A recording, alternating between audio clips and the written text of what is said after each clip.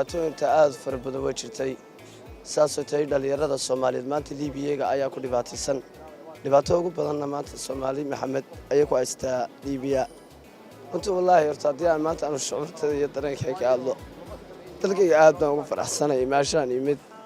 Soomaaliya waxaan u sheegayaa in ay mar walba qaniyahay tahay way maanta anigu Soomaaliya ka tagay dalkayga waxaan haystaa dal ciyaar laakiin maanta waxaan ogaaday in aan muwaadin Soomaaliyeed oo dhab aan anigu yahay waxaan u sheegay dhalinyarada ku fikiraysa in ama ay taariibaan ama ay dalkooda ka tagaan waxa la dalkina waxa yiraahdaa ma jirto Soomaaliya aan walaata ayaan leeyay federaalkan oo maadna farjumad federaalka Soomaaliyeed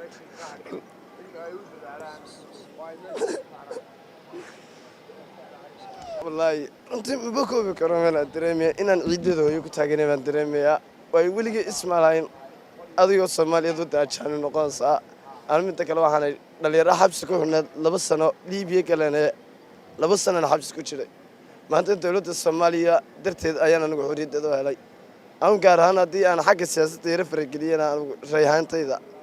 waxaan leeyahay Soomaali mid ha noqoto way Soomaali kala go'aanshaheeda ayaa wallahi maanta taana dhigtay aan waxa ka soo jeedaa Soomaaliland ayaan ugu aan ka soo jeedaa waxa leeyahay sinnaanteena ma baahna anaga ayaa u baahan midnimada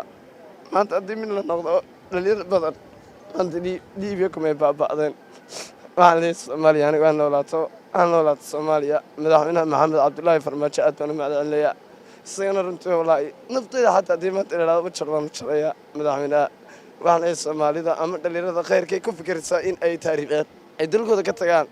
wallahi maanta dalkooda cid u dhaanta ama wax dhaamaa ma jiro anaga waa jecelahay Soomaaliya noolaato ka bixiya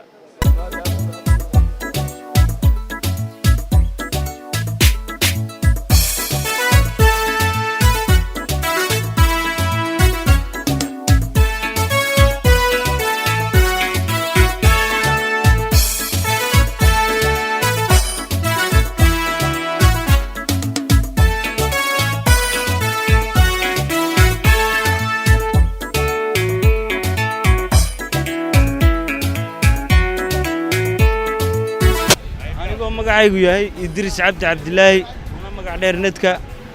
oo muddo sanada ku xidhnaa caasimadda Liibiya Trablis aad baan idin soo dhaweynayaa dhammaan ciideena wanaagsan iyo dareenkayga nin ka sheekeyn kara walaal ma jiro anigu baa og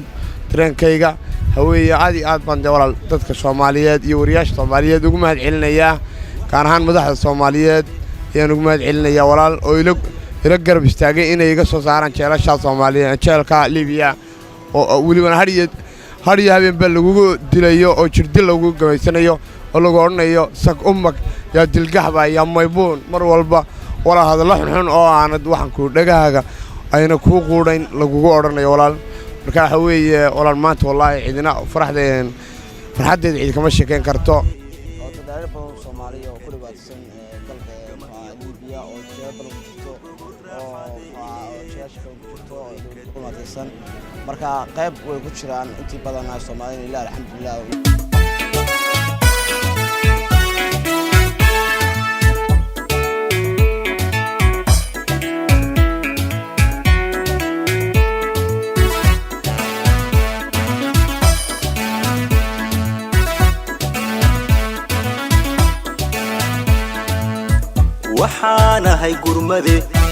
waxaanahay gurmade